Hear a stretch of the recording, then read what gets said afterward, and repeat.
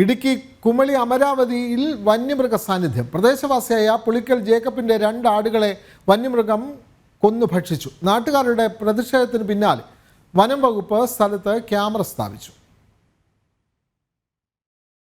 ഇന്ന് പുലർച്ചെയാണ് അമരാവതി മേഖലയിൽ വന്യമൃഗം എത്തിയത്. വീടിനോട് ചേർന്നുള്ള തൊഴുത്തിൽ കെട്ടിയിരുന്ന 2 ആടുകളെ വന്യമൃഗം ആക്രമിച്ചു കൊന്നു. ശബ്ദം കേട്ട് ജേക്കബ് കുടുംബം എത്തിയപ്പോഴേക്കും ആടുകൾ ചത്തിരുന്നു.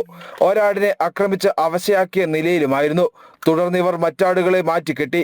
രാവിലെ നടത്തിയ പരിശോധനയിലാണ് വന്യമൃഗം ആടുകളെ വീണ്ടും ഭക്ഷിച്ച നിലയിൽ കണ്ടെത്തിയത്. 3:45 അടുത്ത വീട്ടിലെ ചേട്ടൻ വിളിച്ചു പറഞ്ഞപ്പോൾ ഞങ്ങൾ ആട്ടുംകൊണ്ട് ചെന്ന് നോക്കുമ്പോൾ 2 ആട് ചത്ത് കിടക്കുന്നതും ഒരാട് പരിക്കോടുകൂടെ കൂട്ടിക്കിടക്കുന്നതാണ് കണ്ടത്.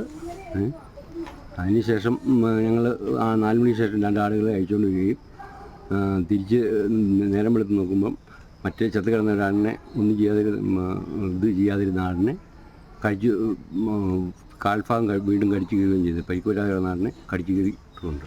തുടർന്ന് വനംവകുപ്പിൽ വിവരം അറിയിച്ചു.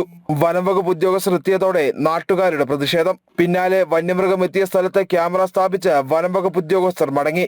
കഴിഞ്ഞ ഏതാനും നാളുകളായി മേഖലയിൽ വന്യമൃഗ സാന്നിധ്യമുണ്ടെന്നും വനംവകുപ്പ് ഉദ്യോഗസ്ഥർ കൃത്യമായ ഇടപെടൽ നടത്തുന്നില്ല എന്നും നാട്ടുകാർ ആരോപിച്ചു.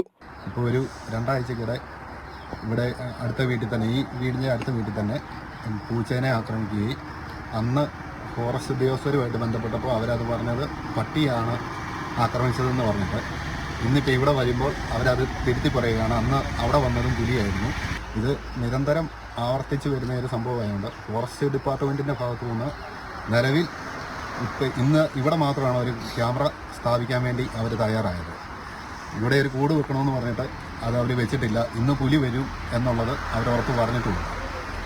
ഇത് ഈ ക്യാമറയ്ക്കകത്ത് പുലിയുടെ ദൃശ്യങ്ങൾ കിട്ടിയാലും അവർ നാളെ കൊണ്ട് കൂട് വെച്ച് അതിൽ വീഴണമെന്ന് നിർബന്ധമില്ല.